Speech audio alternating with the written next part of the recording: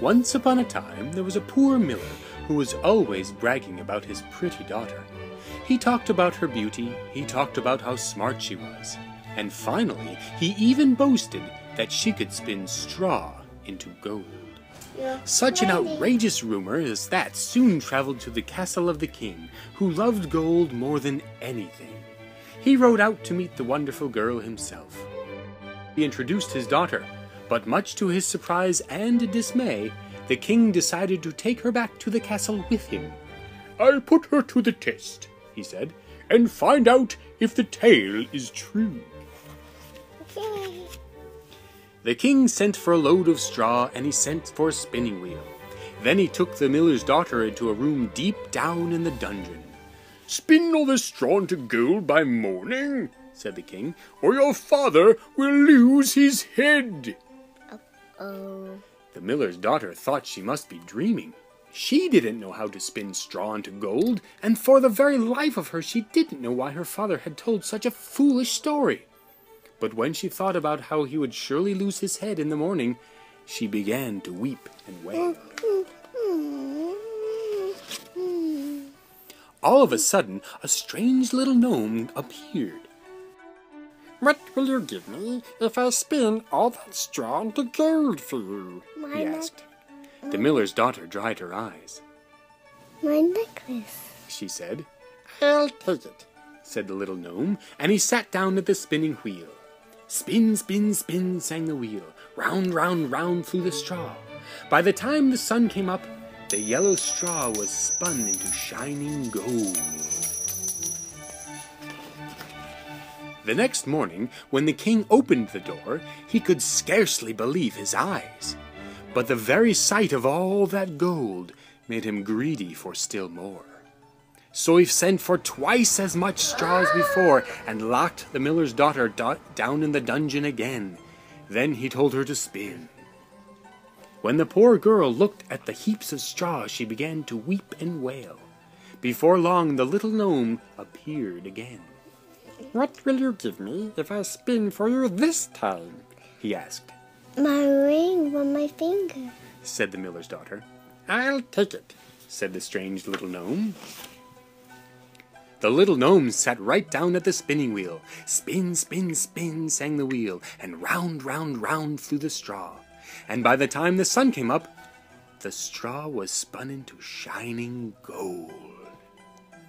The king was overjoyed at the sight of all that gold before breakfast. "I will take you to the biggest room in the castle," he told the miller's daughter. "If by tomorrow morning you can fill it full of gold, I'll marry you, and you'll be queen and never spin again. But if you can't do it, you will lose your head." She gonna lose her head. And he meant it. Why did he meant it? The king sent for all the straw in his kingdom, and as he watched it piling up, he began to feel sorry for the girl.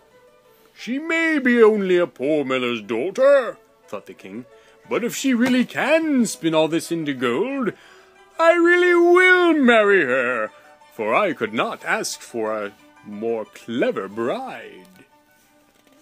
This time the miller's daughter was locked in an enormous room, and once again she began to weep and wail. When the strange little gnome appeared and asked what she would give him to do the spinning, the girl wept even louder.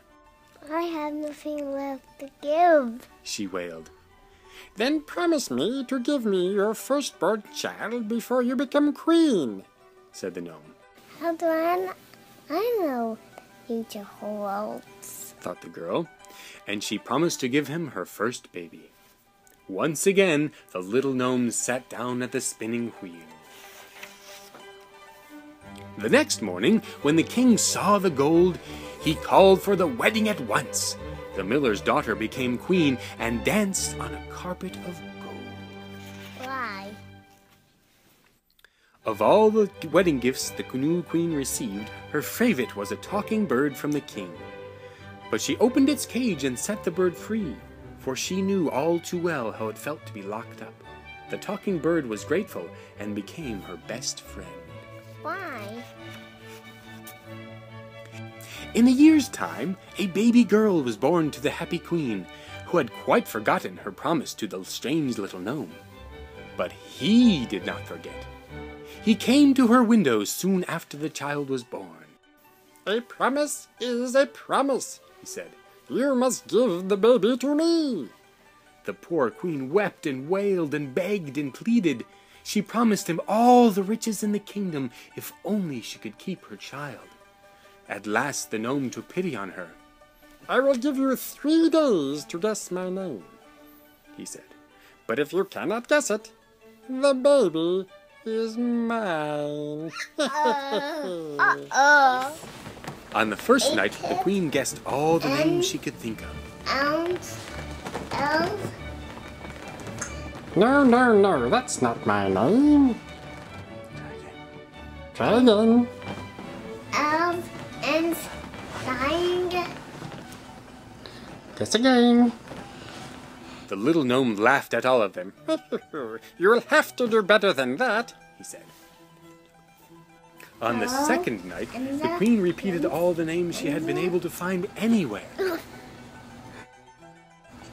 Friends,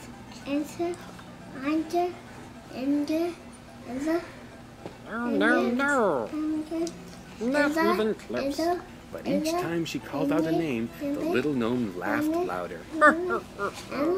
"That is not my name," he said. By the morning of the last day, the queen was at her wit's end.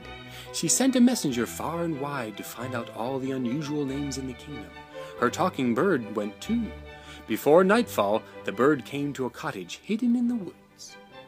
In front of the cottage danced the strange little gnome, and as he danced, he sang, "Today I dance, tomorrow the same. Tonight the queen's first child I'll claim. She will never win this game, for Rumpelstiltskin is my name." On the third night, when the little gnome appeared, the messenger still had not arrived at the castle. The queen did not know what to do, so she began to call out names she had made up in her head. No. Just as the gnome was about to seize her child, the talking bird flew at the window and whispered something in her ear. Is your name Rumpelstiltskin? Oh, no! Rumpelstiltskin turned every color of the rainbow. He huffed and he puffed and he screamed and he snorted and he kicked and he shivered and he shook himself into 1,000,000 pieces that blew away in the wind. From that day forward, he was neither seen nor heard from again. As for the miller's daughter, she and the king and their baby and the talking bird lived happily ever after.